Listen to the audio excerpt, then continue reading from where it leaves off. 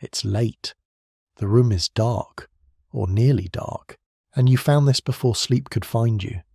Maybe the day is finished. Maybe it isn't.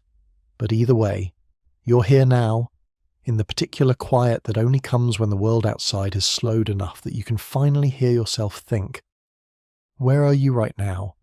What city? What country? What kind of night is it where you are? Is it silent outside, or can you hear rain, traffic, wind? Are you alone, or is someone nearby, already asleep, breathing steadily in the dark? Tell me. Because I want you to know, before we go any further, that the place where you are right now, the room, the building, the street, the coordinates on this planet, all of it exists inside something so incomprehensibly vast that the human mind was never built to hold it. Tonight, we're going to talk about distance. Not the distance to the store, not the distance across a country or an ocean, not even the distance to the moon, which is the furthest any human has ever travelled from home. We're going to talk about the distance between stars, the distance measured in light years, the kind of distance that breaks the brain when you try to hold it, the kind that makes every other measurement feel like a joke. A light year is the distance that light travels in 1 year. Light moves faster than anything else in the universe, 300,000 kilometers every second, never slowing, never stopping, never arriving anywhere until it meets something that absorbs it. And in 1 year, at that speed, light covers approximately 9.5 trillion kilometers. That is 1 light year. The nearest star to our sun is 4 light years away. The center of our galaxy is 26,000 light years away. The Andromeda galaxy is 2.5 million light years away. The edge of the observable universe is 46.5 billion light years away. These numbers stop meaning anything very quickly. They become sounds rather than quantities. The mind hears them but cannot hold them. And yet, the distances are real. The space is real. The time it takes for light to cross it is real. Tonight, we're going to sit with that, slowly, carefully, 1 scale at a time, until the impossible becomes not comprehensible, exactly, but present, felt, held in the particular way that very large things can only be held, lightly, with attention, in the dark. Breathe. Let's begin. Let's start with something small enough to almost hold, something that the mind can wrap itself around before we go further. The speed of a light is 300,000 kilometers per second. Let's feel that rather than just repeat it. In 1 second, light could travel from where you're lying right now, all the way around the Earth, 7.5 times, not once. 7.5 complete circuits of the planet. In the time it takes to blink, light could lap the Earth more than 3 times. Before you finish this sentence, it could do it a dozen times more. This is the speed at which light always moves, not sometimes, always. In vacuum, in empty space, light travels at exactly this speed. It does not accelerate, it does not slow down, it simply moves at 300,000 kilometers per second, from the moment it is created until the moment it is absorbed. Now extend that. 1 second becomes 1 minute. In 1 minute, light travels 18 million kilometers. In 1 hour, just over 1 billion kilometers. In 1 day, 26 billion kilometers. And in 1 year, light travels approximately 9.5 trillion kilometers. This is the distance we call a light year. Not a measurement of time, despite the name, a measurement of distance. The distance that light, moving at its maximum speed, covers in 365 days. Let's put this in perspective with something familiar. The distance from Earth to the Moon is about 384,000 kilometers. Light covers that distance in 1.3 seconds. When the Apollo astronauts spoke to Mission Control from the surface of the Moon, There was a 1.3-second delay in the transmission. Not because the equipment was slow, because the radio waves, which travel at the speed of light, took that long to cross the gap. The distance from Earth to the Sun is about 150 million kilometers. Light from the Sun takes 8 minutes and 20 seconds to reach us. If the Sun disappeared right now, we would not know for 8 minutes and 20 seconds. We would keep seeing it, keep feeling its warmth for those 8 minutes, because the light that left before it disappeared would still be in transit, still arriving, still illuminating a world that no longer had a source. The distance from the Sun to Pluto, at its furthest point in its orbit, is about 7.5 billion kilometers. Light from the Sun takes about 5.5 hours to get there. When New Horizons sent back the first clear photographs of Pluto in 2015, each image took 4.5 hours to transmit back to Earth. Not because the spacecraft was slow, because the distance was that enormous. And all of these distances from the Moon to Pluto are inside our solar system, inside what we call local space, inside the neighbourhood. The nearest star beyond our Sun is 4.2 light-years away, and that is where the numbers stop making sense in any familiar way. 4.2 light-years, 40 trillion kilometres, a distance so large that light, the fastest thing in the universe, takes 4 years to cross it. Breathe. Let that sit. We're just beginning. The nearest star to our solar system is called Proxima Centauri. It is a small red dwarf star, much dimmer and cooler than our Sun, located in the constellation Centaurus. If you are in the southern hemisphere, you can see the region of sky it inhabits, though the star itself is too faint to see with the naked eye. Proxima Centauri is 4.24 light-years away from us. Let's make that distance as concrete as we can. If you could somehow travel at the speed of light, which nothing with mass can do, it would take you 4 years and 3 months to reach Proxima Centauri. You would depart Earth, you would travel at 300,000 kilometers every second, without stopping, without slowing, and 4 years later, you would arrive. But we cannot travel at the speed of light. The fastest spacecraft humanity has ever built is the Parker Solar Probe, which at its maximum speed reaches about 190 kilometers per second. That is extraordinarily fast by any human standard. It is also about 0.06% of the speed of light. At that speed, it would take approximately 6,700 years to reach Proxima Centauri. The entire span of recorded human history is only about 5,000 years. You could fit all of human civilization, from the invention of writing to this moment, into the travel time to the nearest star, and still have more than 1,000 years left over. And that is the closest star, the first step beyond the Sun. Let's go further. Our galaxy, the Milky Way, contains somewhere between 100 billion and 400 billion stars. The distance from one side of the galaxy to the other is approximately 100,000 light-years. If you could travel at the speed of light, it would take you 100,000 years to cross from edge to edge. During that journey, the entire history of Homo sapiens as a species would repeat itself 5 times.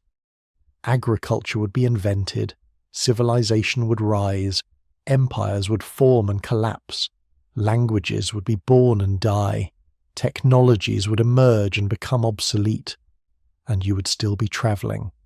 The people who sent you would be dead. Their descendants would be dead.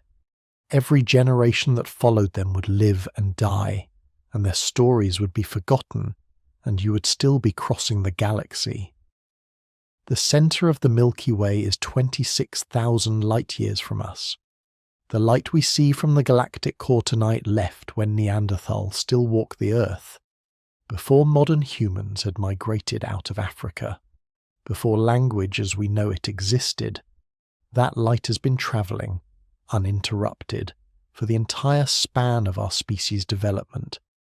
And all of this, every star we have named, every nebula we have photographed, every exoplanet we have discovered, is inside our galaxy. Inside one galaxy among 200 billion observable galaxies, each containing billions or trillions of stars, each separated from the others by distances that dwarf the size of the galaxies themselves. The scale is not designed for human comprehension. It is too large, too deep, too relentlessly enormous, and yet here we are, lying in the dark, trying anyway. Let's talk about what a light year actually means in terms that bring it closer to something the body can feel. Because numbers alone will not carry us where we need to go. Imagine you are standing still, and someone you love is standing next to you. Now imagine they start walking away from you, at a steady pace, never stopping, never turning back. 1 kilometre, then 10, then 100. At some point, you lose sight of them. They are too far away. But they keep walking. They walk for a year. 365 days of continuous walking, without rest, covering roughly 40,000 kilometres. They could walk the entire circumference of the Earth, and if they did, they would have covered, in one full year of walking, roughly 0.00004% of a single light year. A light year is not a human distance. It is not built for creatures that walk or drive or even fly. It is a distance that only makes sense at the speed of light, and we do not move at the speed of light, and nothing we have built moves anywhere close to it. The Voyager 1 spacecraft, launched in 1977, is the most distant human-made object from Earth. It is currently about 24 billion kilometres away, still travelling outward at about 61,000 kilometres per hour, still transmitting data back to us across that growing gap. Voyager 1 has been travelling for nearly 50 years, and in that time it has covered about 0.2% of a single light year. It would take Voyager 1 approximately 73,000 years to reach Proxima Centauri.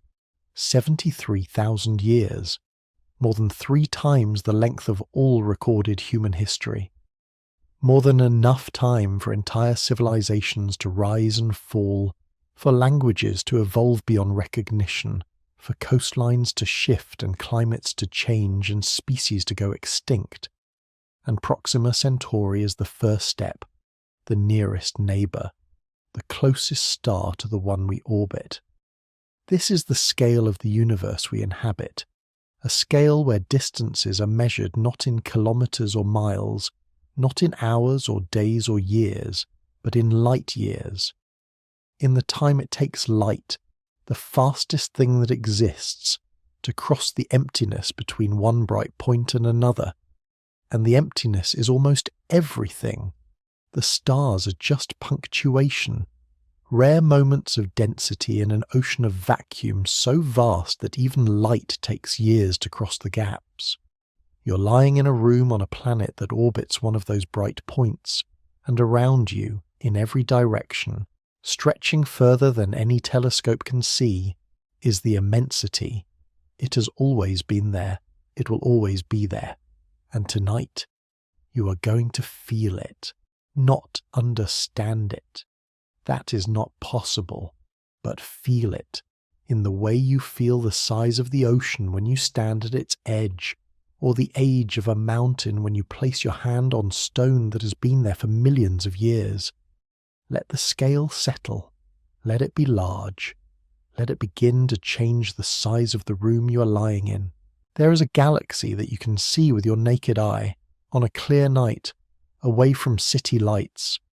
It is called Andromeda, and it appears in the autumn sky of the northern hemisphere as a faint smudge of light, soft and diffuse, low on the horizon. When you look at Andromeda, you are seeing light that has been travelling for 2.5 million years. 2.5 million years. Let's sit with that for a moment, because it is one of the most extraordinary facts about the night sky that almost no one stops to articulate properly. The light that reaches your eyes when you look at Andromeda left that galaxy before the genus Homo existed, before the first humans, before language, before fire, before stone tools. The light began its journey when our ancestors were small-brained primates in East Africa, with no concept of the stars they were looking at, no awareness that the universe extended beyond what their hands could touch. And that light travelled for 2.5 million years, crossing the vacuum of intergalactic space, never slowing, never stopping, moving at 300,000 kilometres every second, for every second of those 2.5 million years. While that light was in transit, the Earth completed 2.5 million orbits around the Sun. The continents shifted measurably. Ice ages came and went. Species emerged and went extinct. The ancestors of every living thing on this planet were born and died, generation after generation, across timescales so long that they make human history look like a single breath. And the light kept coming. It crossed the space between Andromeda and the Milky Way, a space so vast that it contains almost nothing. No stars, no planets, just hydrogen atoms, scattered so thinly that the entire region qualifies as the best vacuum humanity has ever measured. And across that vacuum, the light moved, particle and wave at once, carrying the information encoded in its frequency, its intensity, its polarization, and tonight, that light arrived at your retina, at the specific cells in the back of your eye that convert photons into electrical signals that your brain interprets as seeing. You're not looking at Andromeda as it is. You're looking at Andromeda as it was 2.5 million years ago. The galaxy you see tonight may have changed beyond recognition in the time since that light left. Stars may have formed and died. The structure may have shifted.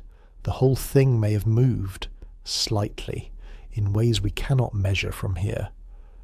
But the light arriving tonight is a record, a transmission from the deep past, a message that was sent before anything we would recognize as human existed to receive it. And this is what the night sky is, not a view of the universe as it is now, a gallery of ancient light, a museum of images from the past, each one arriving from a different moment in time, depending on how far away its source is. Every time you look up, you're looking backward through time. The further away something is, the older the light arriving from it. The deeper into history you're seeing. The night sky is a time machine, and the distances that make it so are measured in light years. Let's make this more personal. Let's bring it into the room with you, into this moment, in a way that connects the vastness outside to the smallness inside. You're made of atoms, approximately 7 octillion atoms, to be precise. 7 followed by 27 zeros, a number so large that if you tried to count them, 1 per second, you would need roughly 220 trillion years to finish. Each of those atoms has a history, and that history involves distances measured in light years. The hydrogen atoms in your body were formed in the first 3 minutes after the Big Bang, about 13.8 billion years ago. They have existed for longer than any star currently burning. They are older than the galaxy you live in. The heavier atoms, the carbon in your cells, the oxygen in your lungs, the iron in your blood, were created inside stars. Not poetically, literally. The only place in the universe where these atoms are made is in the cores of stars, where the temperature and pressure are high enough for nuclear fusion to produce elements heavier than hydrogen and helium. When those stars reached the ends of their lives, they exploded. Supernovae. The atoms that had been forged inside them were blasted into space at speeds of tens of thousands of kilometers per second. Those atoms crossed light years of interstellar space, drifting through the galaxy, eventually accumulating in molecular clouds, collapsing under gravity, forming new stars and planets. One of those planets was Earth, and the atoms that had crossed light years of space became part of the rock, the water, the atmosphere.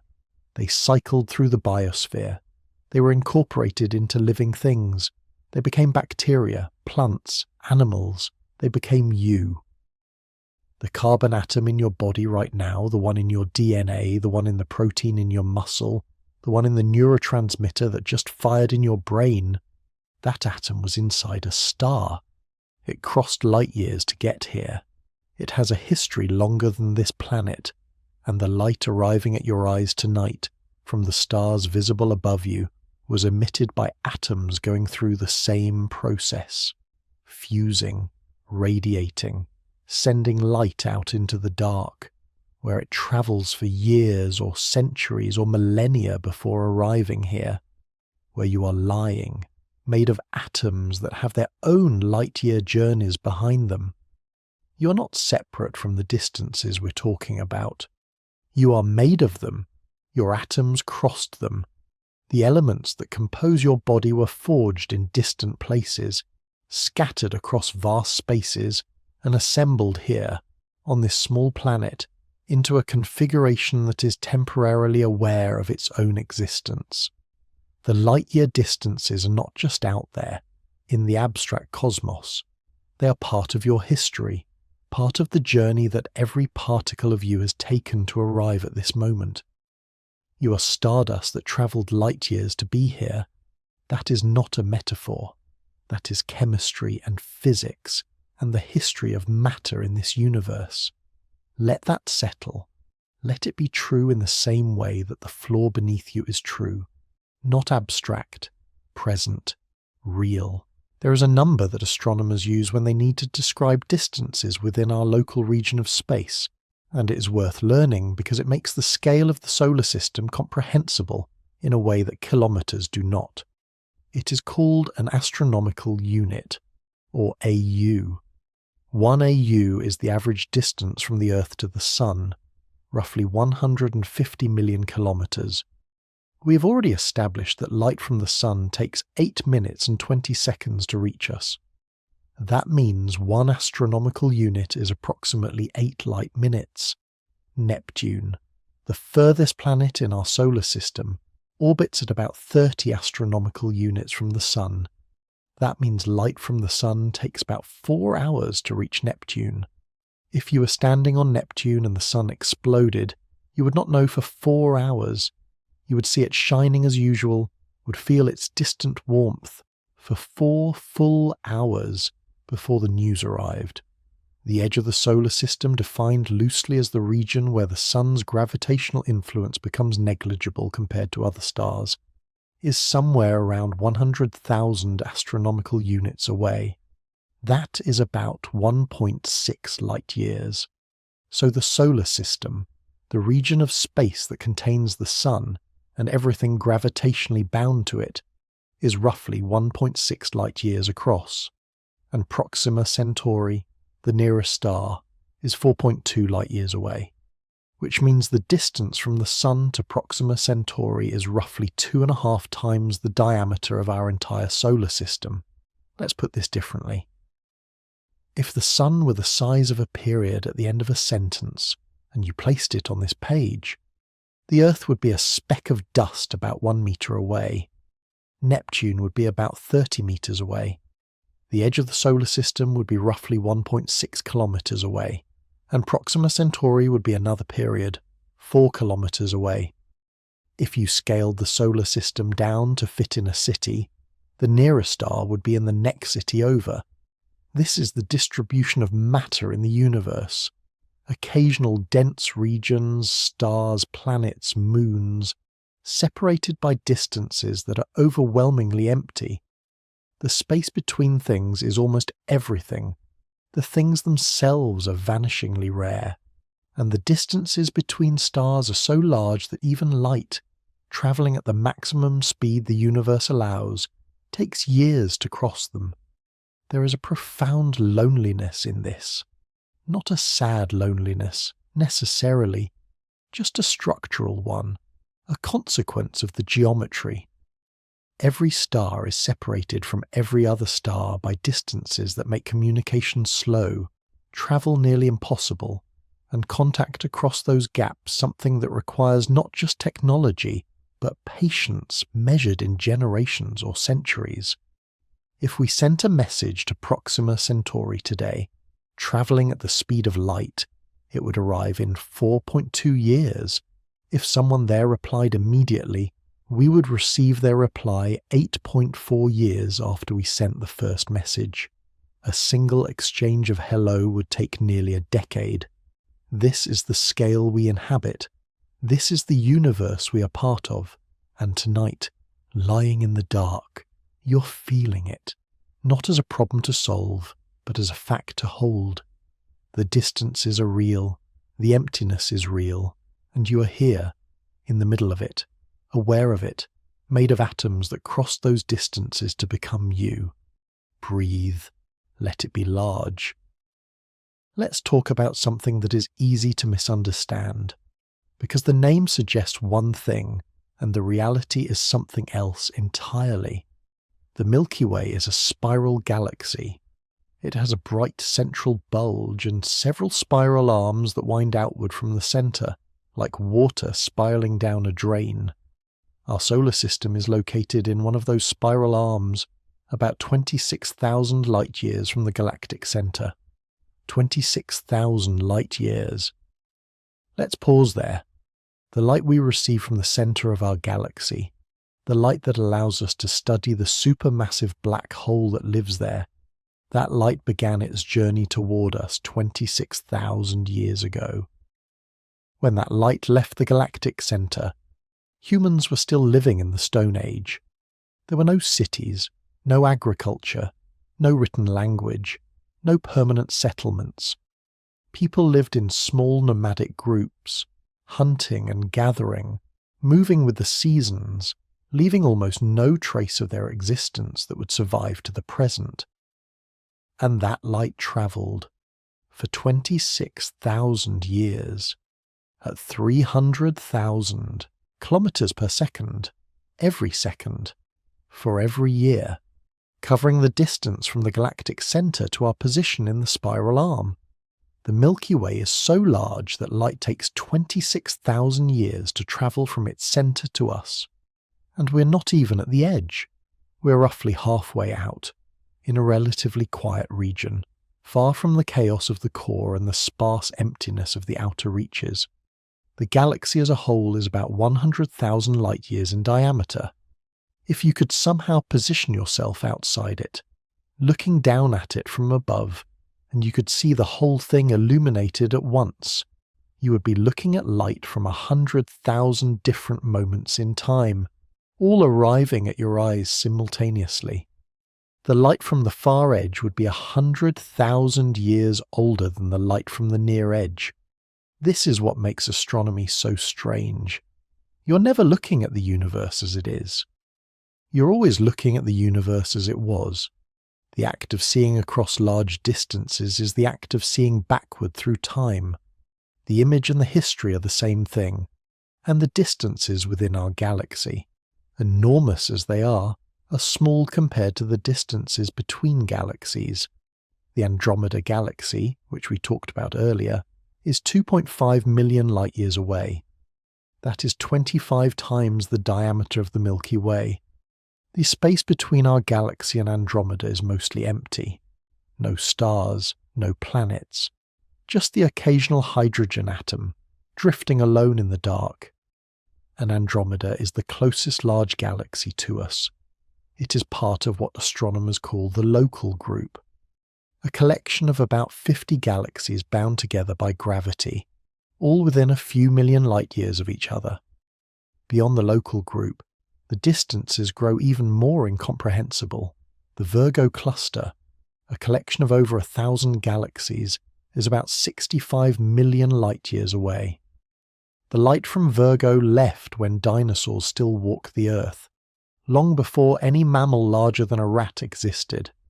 And beyond Virgo, There are clusters and superclusters, vast structures of galaxies distributed across billions of light years, forming filaments and voids, a cosmic web of matter stretching across the observable universe. The scale does not stop growing. It just keeps expanding, one order of magnitude at a time, until the numbers lose all connection to anything you can picture or feel or hold in your mind. And yet you are here, part of it, made of it, lying in the dark, aware of the enormity, unable to fully grasp it but unwilling to look away. Let's go to the edge, not gradually, not carefully. Let's jump to the furthest thing that the most powerful telescopes have ever seen, and let the scale hit all at once. The observable universe is approximately 93 billion light-years in diameter. 93 billion, with a B, light-years. This is not the size of the entire universe. It is the size of the part of the universe from which light has had time to reach us since the Big Bang. The universe is almost certainly much larger, possibly infinite, but we can only see the part that is close enough for its light to have arrived here in the 13.8 billion years since everything began. And that observable sphere, the bubble of space we can see, is 93 billion light-years across. Let's try to make this concrete, even though it cannot really be done.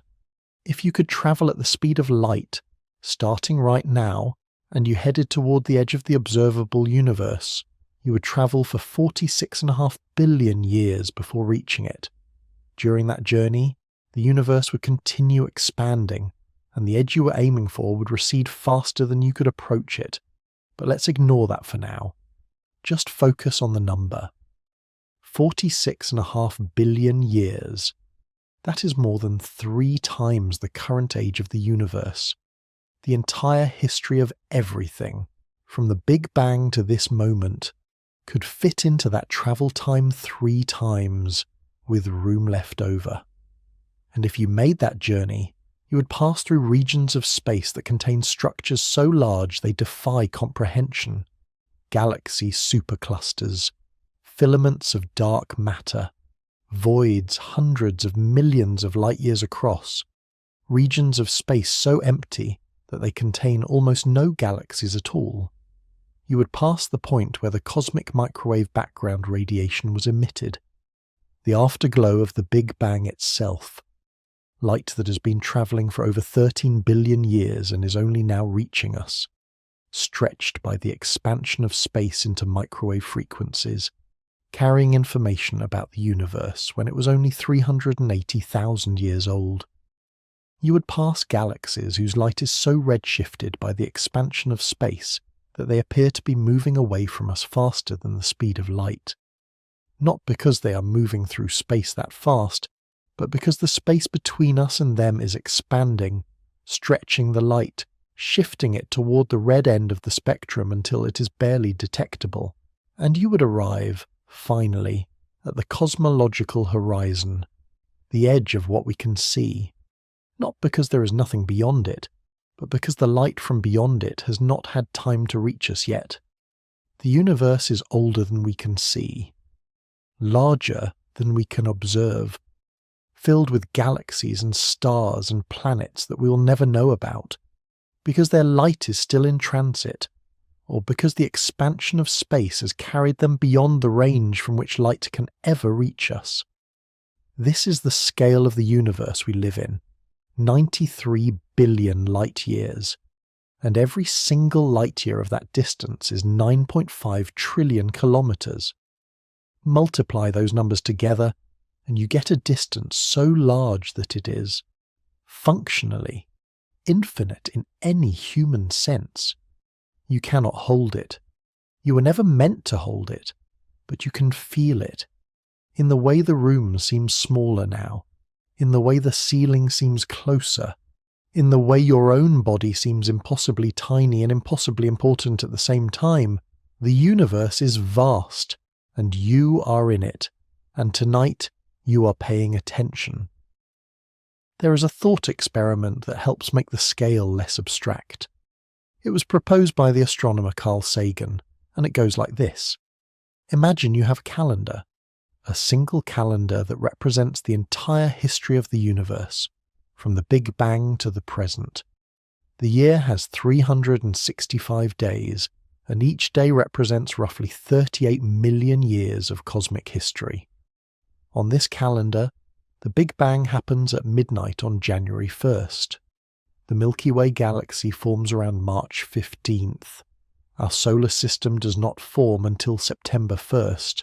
The Earth and the other planets coalesce from the debris of earlier stars, and the first solid ground appears.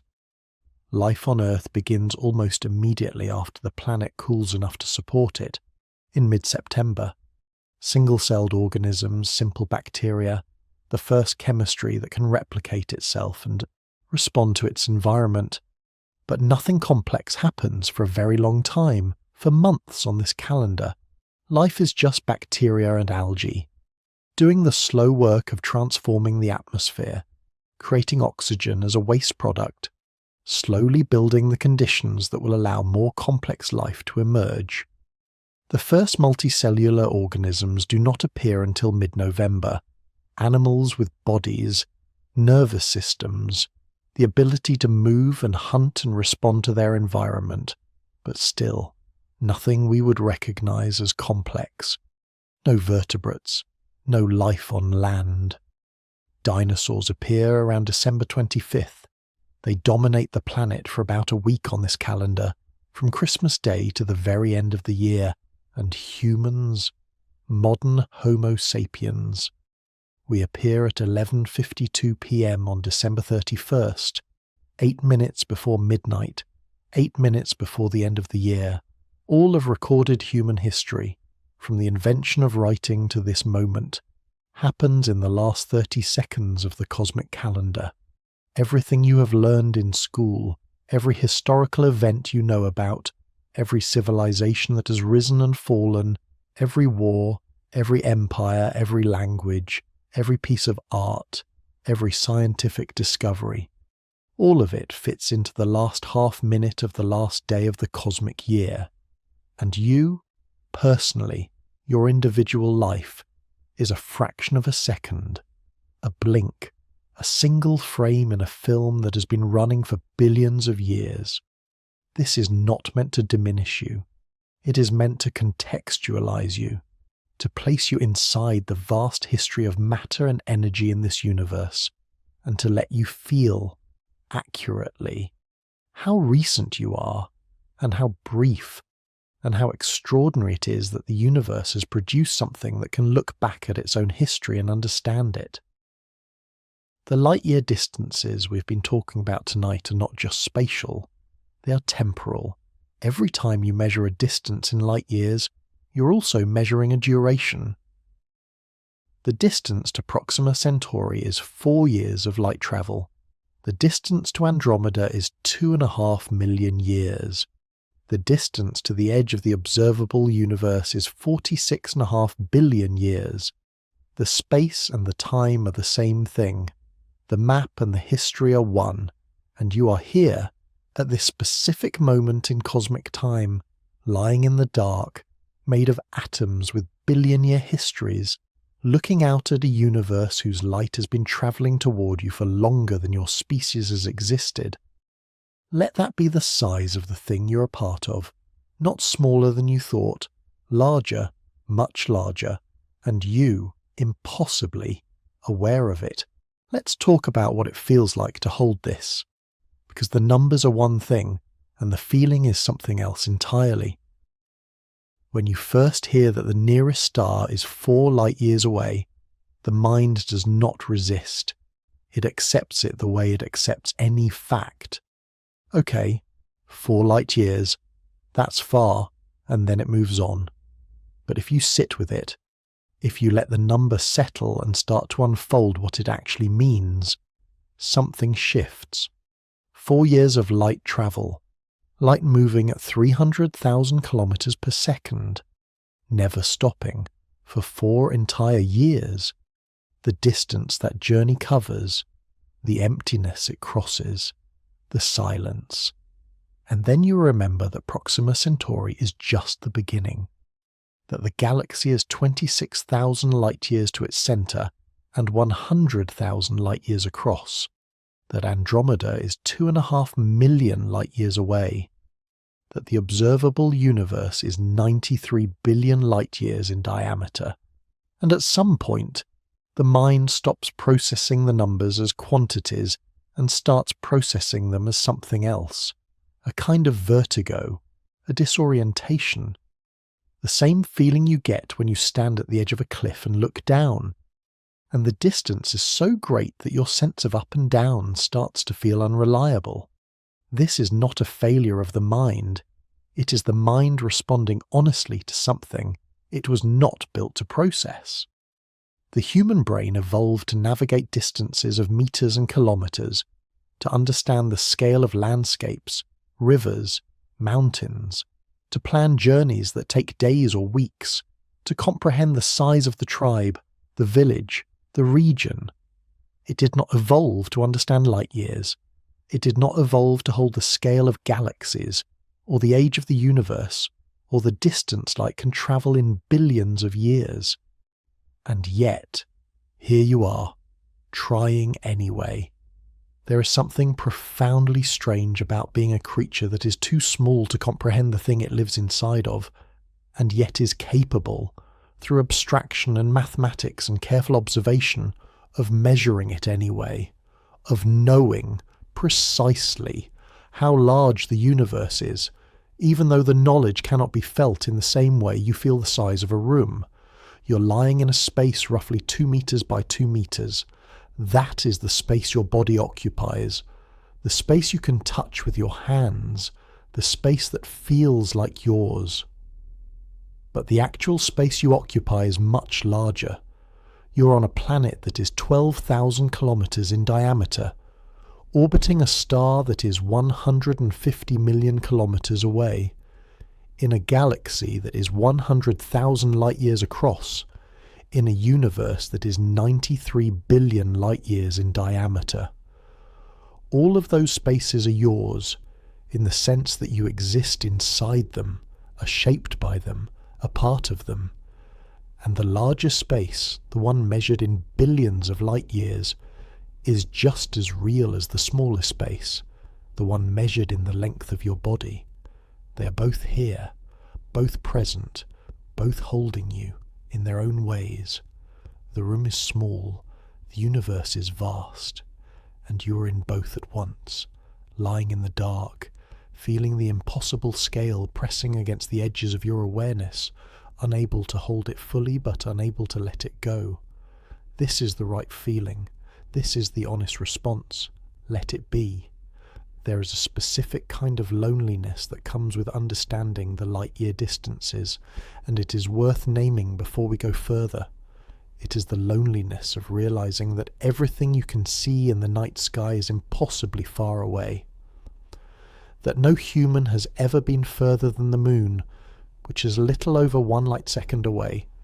That the fastest spacecraft we have ever built would take thousands of years to reach even the nearest star. That the distances between stars are so vast that communication across them is measured in years or decades or centuries. If there is anyone out there, anywhere in the galaxy or beyond, they're so far away that we might never know. The light from their stars takes years or millennia to reach us. Any signal they send would take the same amount of time to arrive. By the time we saw it, by the time we sent a reply, by the time they received our response, generations would have passed. Entire civilizations could rise and fall in the time it takes to say hello. This is not a solvable problem. It is not something better technology will fix. It is a feature of the geometry. The space is that large. The speed of light is that fixed. And nothing we know of can travel faster. The universe is structured in a way that ensures isolation. Every star is an island, separated from every other star by distances that are, practically speaking, uncrossable.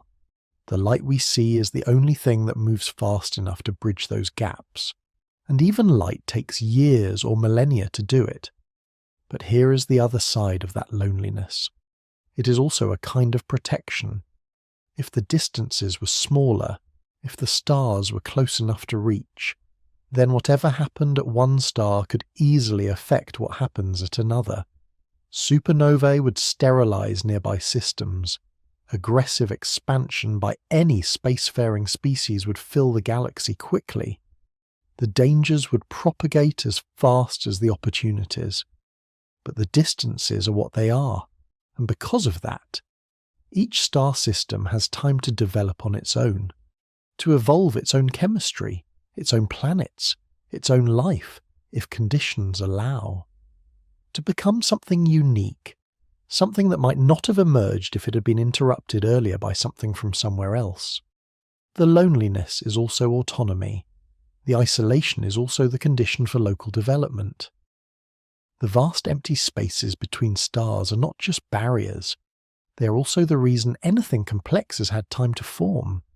You are the product of 4 billion years of uninterrupted evolution on a planet that has been left alone, for the most part, by the rest of the universe.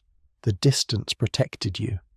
The light years gave you time, and now you are lying here, aware of those distances, feeling the loneliness and the protection both at once, understanding, in the way that only a very late night allows, that the scale of the universe is both too large and exactly right, too large to cross, but the right size to allow you to exist. Let's talk about the edge of the observable universe in a way that makes the concept more tangible, because it is one of the strangest and most beautiful ideas in cosmology. The edge of the observable universe is not a wall. It is not a boundary in the sense of a place you could go to and touch.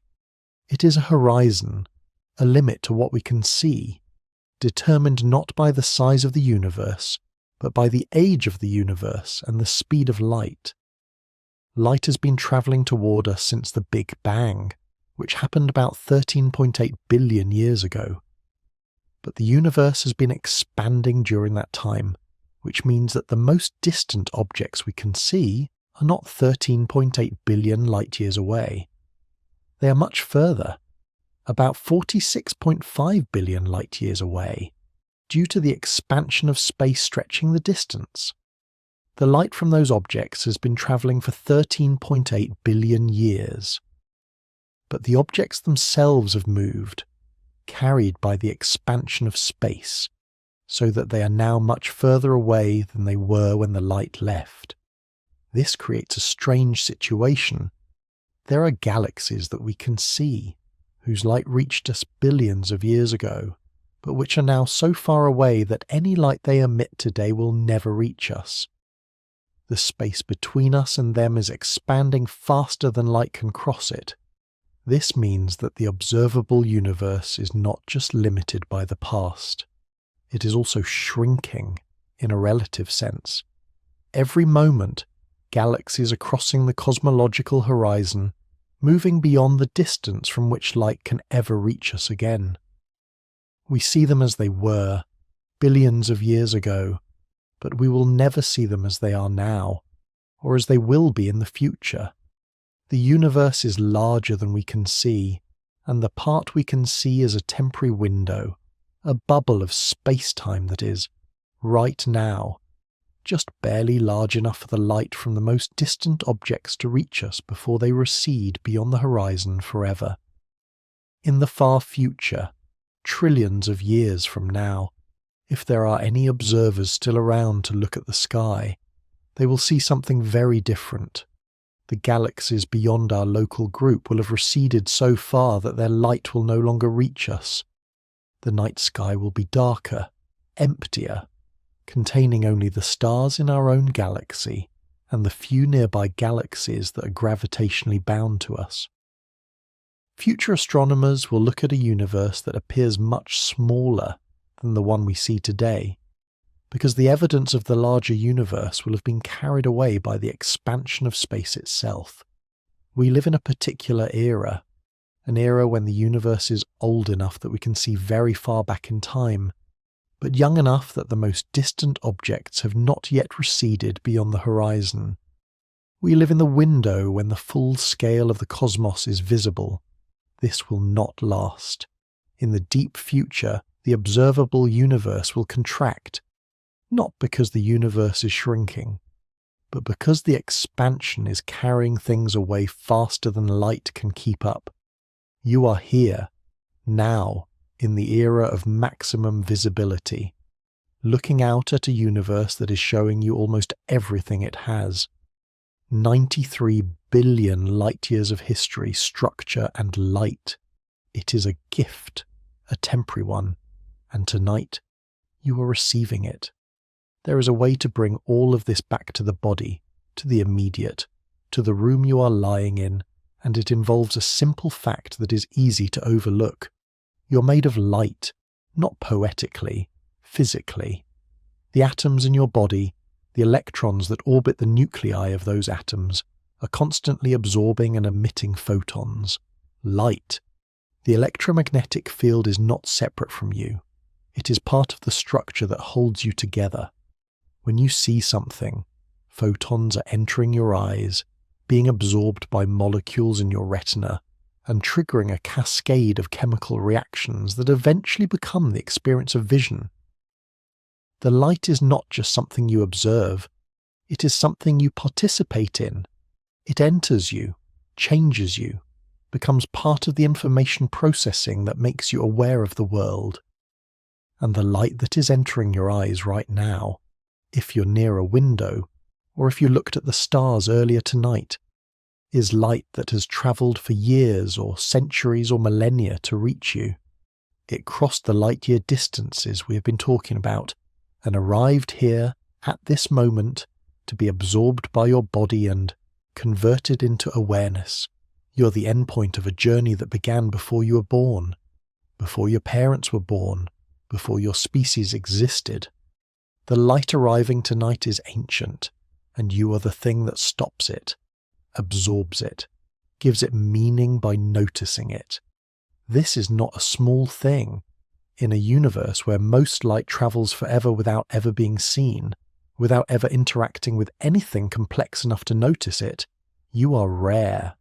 You're a place where light stops and becomes something else, becomes vision, becomes thought, becomes the felt experience of lying in the dark, thinking about the distances that light has crossed to reach you.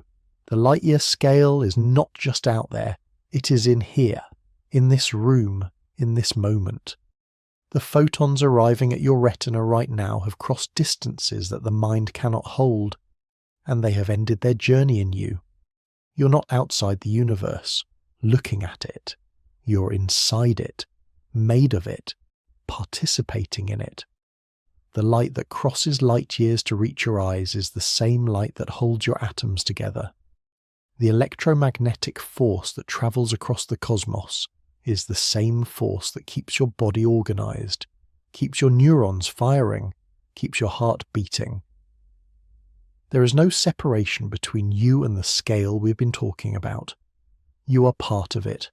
A small part, yes, a brief part, but a part that is conscious, that notices, that feels the enormity and the intimacy both at once. The room is small, the body is small, but the light crossing it has travelled further than any human will ever go, and it is here now, inside you, part of you, converted into the awareness that is reading this sentence, feeling this moment, holding this thought. The distances are not abstract. They are arriving constantly in every photon that reaches you. Let that be the bridge between the vast and the immediate. Let it connect the light years outside to the experience inside. Let it make the scale personal. You are where light year journeys end, and that makes you, in a very specific sense, the centre of everything you can see. The night is deeper now. The ideas have been large, and the mind has been generous in holding them, and now it is time to begin the shift. Not away from the scale, but into a different relationship with it. You've been thinking about light years, about the distances between stars, the time light takes to cross them, the enormity of the cosmos, and those thoughts have done what they were meant to do. They have expanded the space inside your mind, made room for something larger than the everyday, pulled you out of the narrow focus of the immediate and into the vast. But now, let the focus soften. Let the specific numbers begin to blur into something more general, a feeling of scale rather than a measurement of it, a sense of depth rather than a calculation. Think of the difference between gripping something tightly and holding it loosely.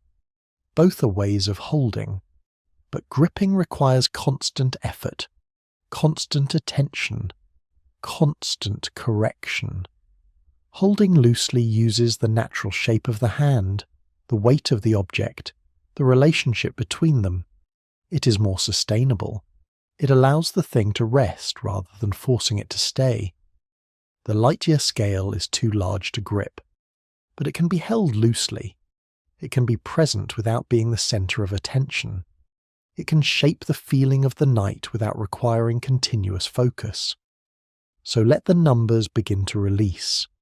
Let the 4 light-years to Proxima, the 26,000 light-years to the galactic center, the 93 billion light-years to the edge of the observable universe, let them settle into the background, not gone, just resting. What remains is the quality of the scale, the feeling of vastness, the awareness that the room you're lying in is held inside something incomprehensibly large, and that the light arriving at your eyes has crossed distances that dwarf every human distance, and that you are part of it, made of it, aware of it in the particular way that only consciousness allows. The body is heavy now, the breath is slow, the day is behind you in a way it wasn't an hour ago, and the universe, which has been the subject of your attention for the last while, is now just the quiet background, the context, the thing that holds everything, including you, including this moment, including the specific arrangement of atoms and energy that is lying here, thinking, breathing, beginning to let go. The light years are still there. They have not gone anywhere. But you do not need to measure them anymore. You do not need to count them or calculate them or hold them tightly in your mind. You can just know that they are there, that the universe is vast, that you're small and brief and made of ancient light, and that is enough. Let the thinking ease, let the focus soften, let the scale be present without being effortful. The night is doing its work, and you are allowing it. There's a sound in the silence of space that is worth imagining, even though it is not, technically, a sound at all. Space is a vacuum. Sound requires a medium to travel through. Air or water or solid matter, something that can vibrate and carry the pressure wave from one place to another. In space, there is almost nothing. Hydrogen atoms scattered so thinly that the entire region qualifies as a better vacuum than anything we have created in a laboratory on Earth. So sound does not travel between stars. The light-year distances are silent. The galaxy is silent. The universe is silent. But imagine, for a moment, that you could hear it, that the electromagnetic waves travelling through space could be converted into sound, that the light crossing the distances we have been talking about had a frequency low enough to hear. What would it sound like? Not like anything familiar, not like wind or water or voices, more like a hum, a drone, a low vibration that is always there, underlying everything, the fundamental note of a cosmos that is always in motion but never in a hurry. The light crossing 4 light years would take 4 years to arrive, which means the sound, if there were sound, would also take 4 years. You would hear the note, and you would know that it began 4 years ago, when the source emitted it, and that it has been travelling, without pause, ever since. The hum of the galactic centre would take 26,000 years to reach you. The note you hear tonight would have been sung when humans were still living in the Stone Age, when there were no cities, no written language, no permanent settlements. The sound would carry the memory of that distance, the time it took to cross it, the silence it travelled through, and the hum of Andromeda would take 2.5 million years. The note arriving tonight would have been emitted before your species existed, before anything that resembles modern humanity walked the earth. It would be older than your lineage, older than your genus, older than most of the species currently alive. This is the sound of distance, if distance had a sound. A hum that takes years or millennia to arrive. A vibration that carries the memory of the emptiness it crossed. A note that has been travelling since before you were born, and which is only now arriving at your ears. You're lying in a silent room, but the silence is not empty. It is filled with light that has crossed light years, arriving at this moment, entering your eyes, being absorbed by the cells in your retina, converted into electrical signals, interpreted by your brain as the experience of seeing. The light has crossed the silence, and in crossing it, it has carried information about where it came from, how long it has been travelling, what it encountered along the way. The light is a messenger, and the message is distance. The universe is humming at frequencies we cannot hear, but we can see the light, and we can measure the time it took to arrive, and from that, we can know the distances. We can feel the scale without needing to hear it.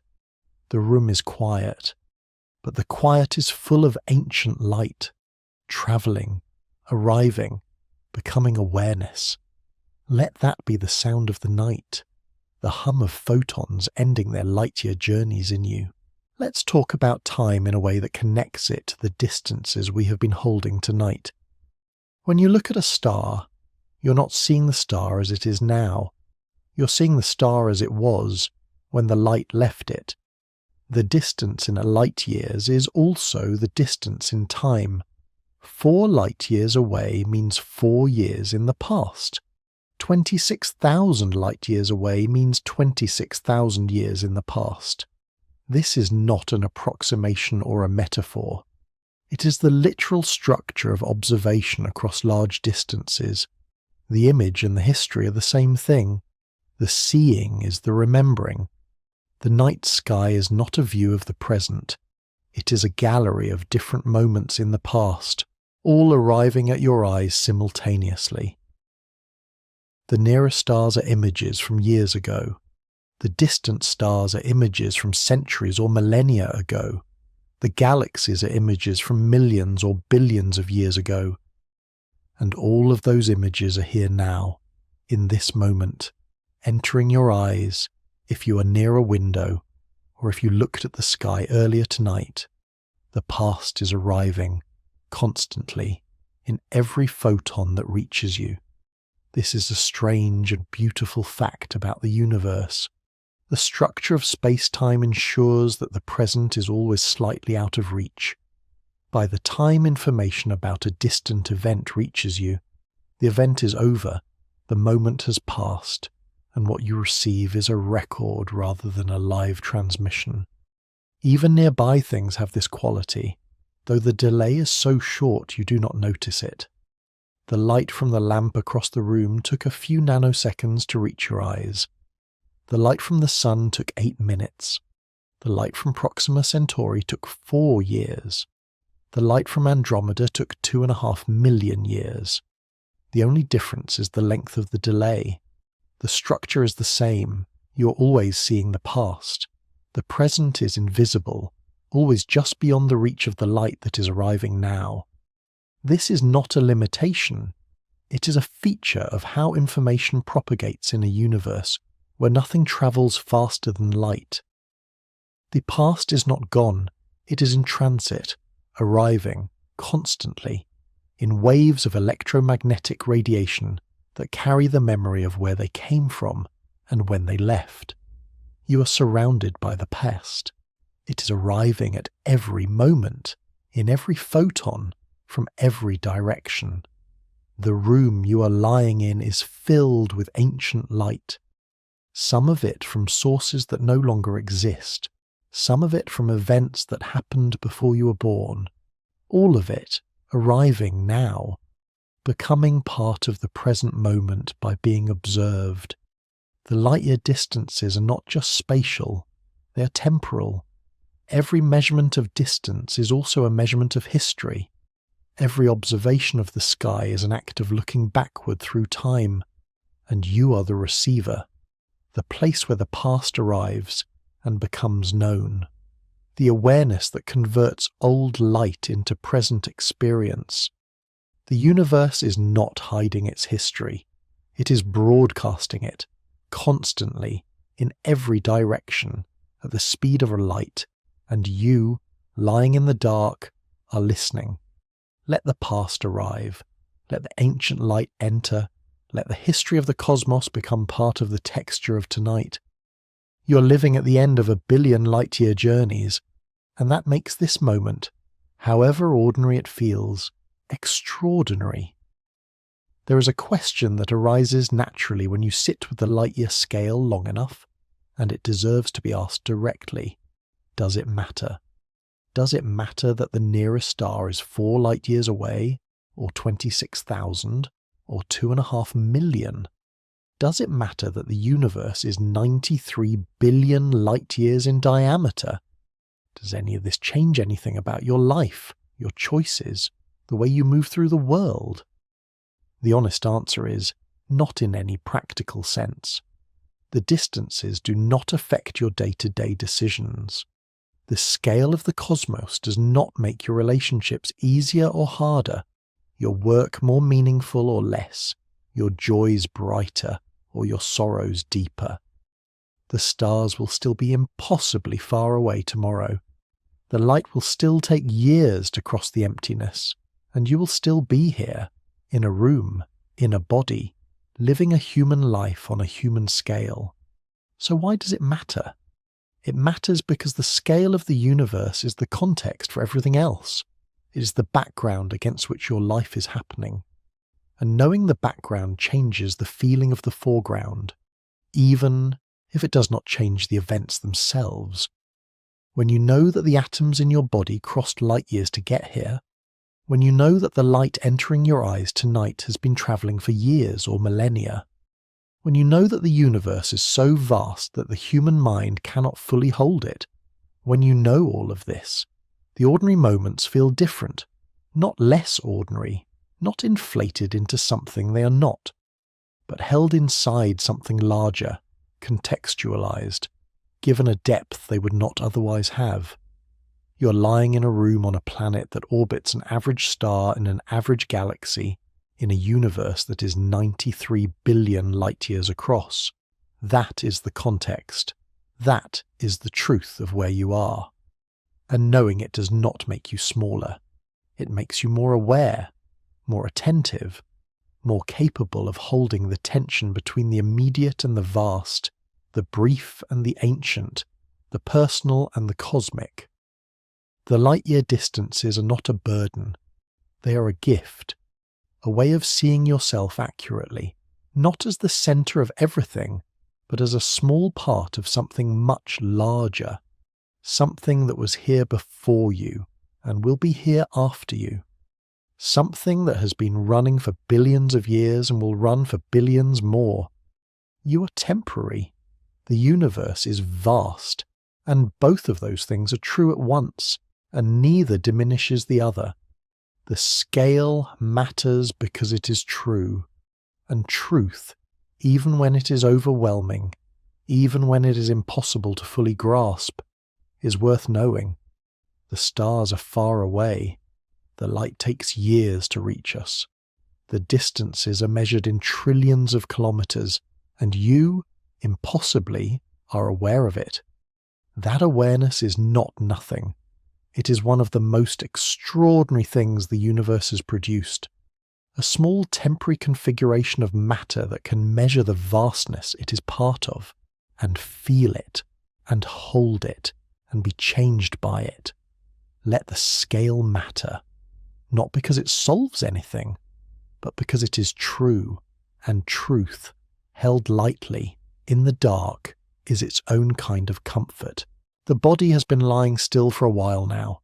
The muscles have released whatever tension they were holding at the beginning of the night. The breath has slowed to the rhythm it always finds when the mind is focused elsewhere, when the day is behind you and sleep is somewhere nearby. Patient, waiting. This is a good time to let the thinking shift even further. Not into sleep yet, but toward it, into the space between full awareness and dreaming, where thoughts become less linear, more associative, more like images than arguments. You've been holding the light-year scale for the last while, feeling it, letting it expand the edges of your awareness, making room for something larger than the everyday. And the scale has done its work. It has changed the size of the night, made the ceiling higher, the room smaller, the universe more present. But now let it recede slightly.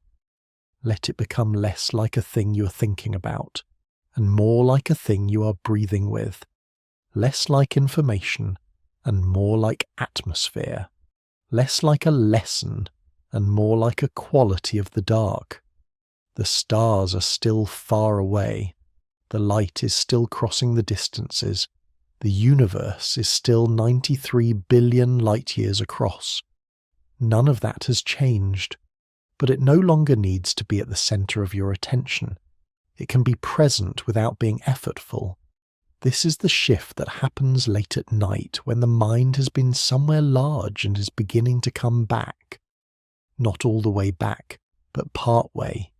To the edge where the cosmic and the personal touch, where the scale of the universe and the weight of the body are both present, where the light-year distances are felt rather than calculated.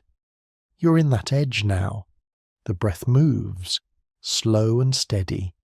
The heart beats, doing what it has done since before you were born, since before you were conscious, since the first weeks when the arrangement of cells that became you was just beginning to organize itself. The body knows what to do. It does not need direction. It has been doing this for longer than you have been aware of it, and it will keep doing it while you sleep, without your supervision, without your conscious participation. The body is carrying you, and the universe is carrying the body, and the light-year distances are the space in which the carrying happens. You do not need to hold the scale anymore. The scale is holding you. Let go of the effort. Let go of the focus. Let the light years be what they are, vast and incomprehensible and true, and let them become part of the texture of the night rather than the subject of the thinking.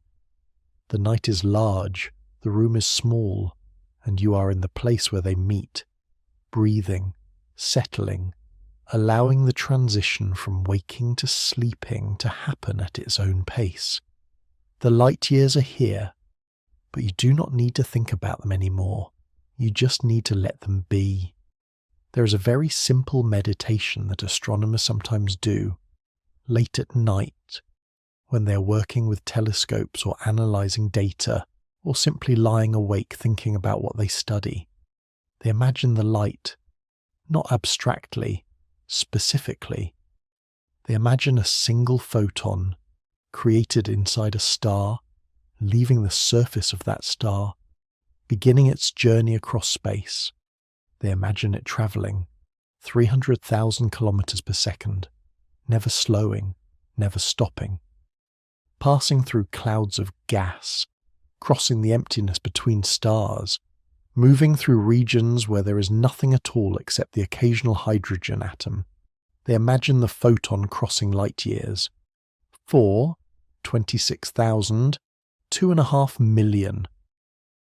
Whatever distance fits the object they are thinking about, and they imagine the time passing.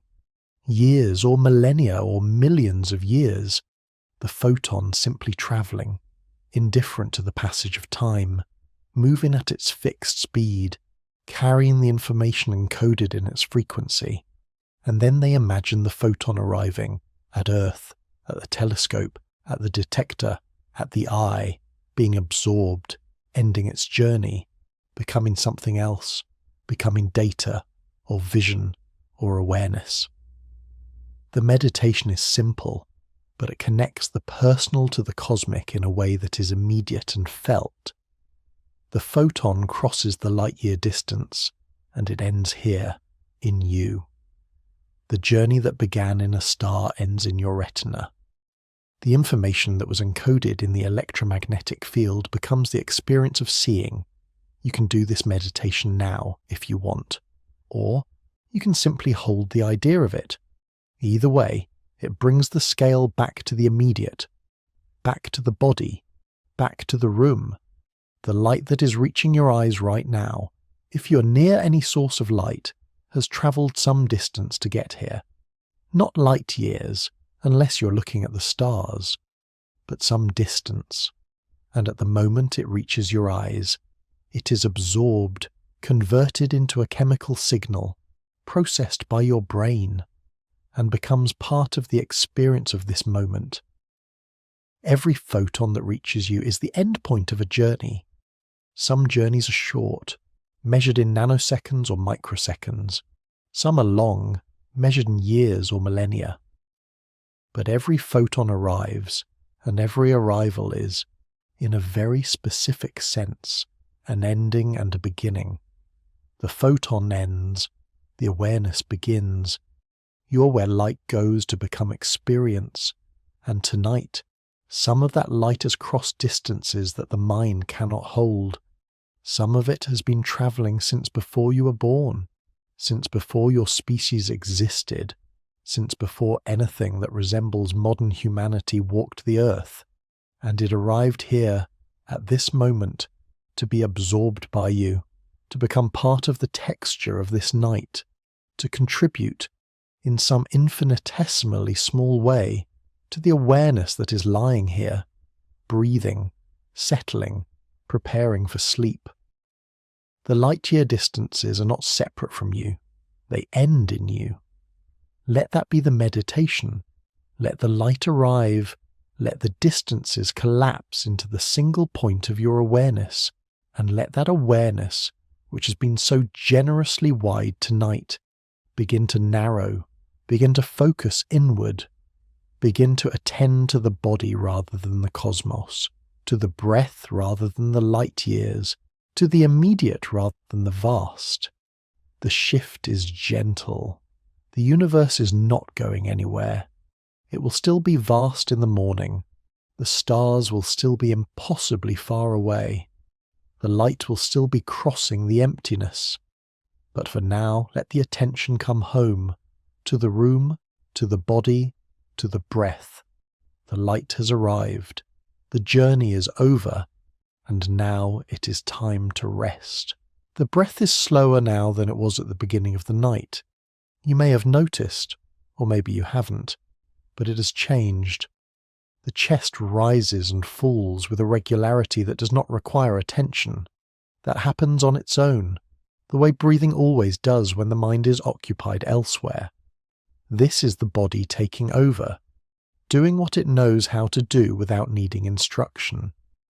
The part of the brain that controls breathing has been doing this since before you were born, since the first moments of life outside the womb, since the first breath of air entered your lungs and the system recognized what it needed to do and began doing it, automatically, continuously, for every moment of your life since then.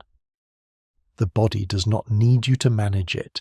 It is managing itself. And the more you allow it to do that, the easier the transition to sleep becomes. The light years are still present, somewhere in the background of your awareness. The scale of the universe is still there, shaping the texture of the night. But the foreground has shifted. The immediate has returned. The body, the breath, the weight of the blankets, the temperature of the air, the particular quality of the darkness in the room. This is the place where sleep happens, not in the thinking about light years, not in the holding of vast scales, but in the attending to the immediate, to the sensory, to the body as it settles into the configuration it needs for rest. The mind has been somewhere large tonight. It has held distances that are, functionally, infinite in any human sense. It has felt the scale of the cosmos, the age of the stars, the time it takes light to cross the emptiness, and that holding has done something. It has expanded the interior space, made room for something more than the usual concerns, pulled you out of the narrow focus of the day and into the wide attention of the night. But now, the wide attention can release. It has done its work. It has changed the size of the night, and the change will remain, even as the focus narrows. You do not need to think about the light years anymore. They are there. They are true. They are part of the context in which this moment is happening. But they do not need to be at the center of awareness. They can recede into the background, become part of the quiet rather than the subject of the thinking. The room is small, the body is small, the breath is small, and all of that is exactly right. The vastness is still there, holding everything, but the immediate is what matters now. The body needs to sleep, and sleep happens in the small, in the immediate, in the attending to breath and weight and warmth. Let the scale recede, let the thinking ease, let the body lead. The universe is vast and you are small, and both of those things can be true at once, and right now the smallness is what you need. The containment, the boundary, the room, the bed, the breath, the body. Let it be small. Let it be enough. There is a quality to darkness that changes when you have been thinking about light for a long time. The darkness stops being empty and starts being full. Full of the photons that are not reaching your eyes. Full of the wavelengths you cannot see. Full of the light that is passing through the room right now, but at frequencies your retina was not built to detect. The darkness is not absence.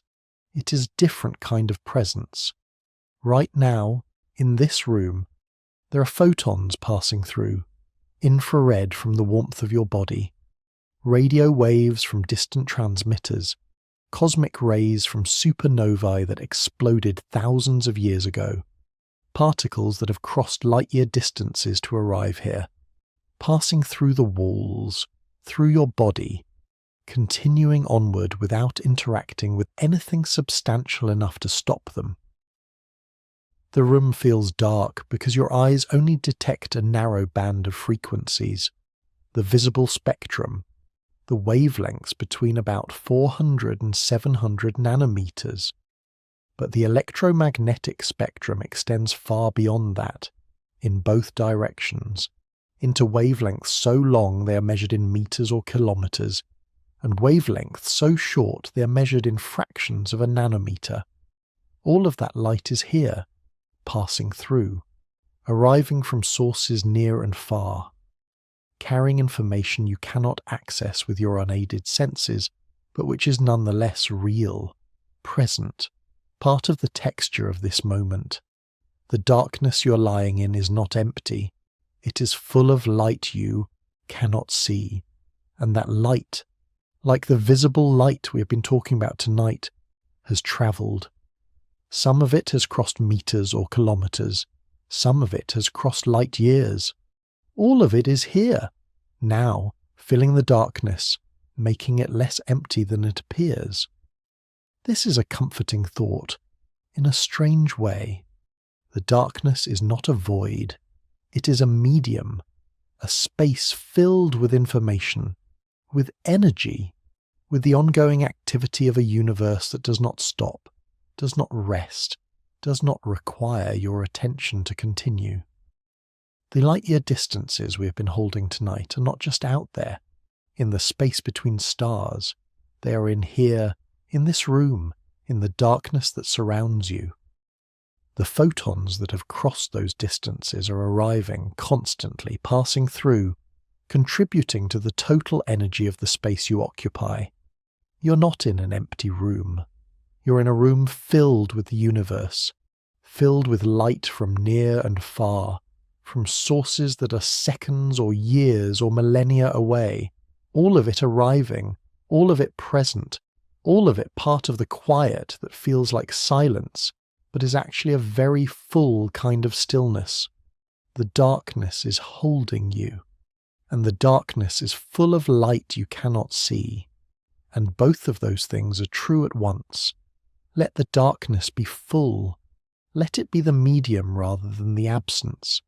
Let it be the space where ancient light arrives and passes through and continues onward, and where you, briefly, are lying, aware of it, feeling it, allowing it to be part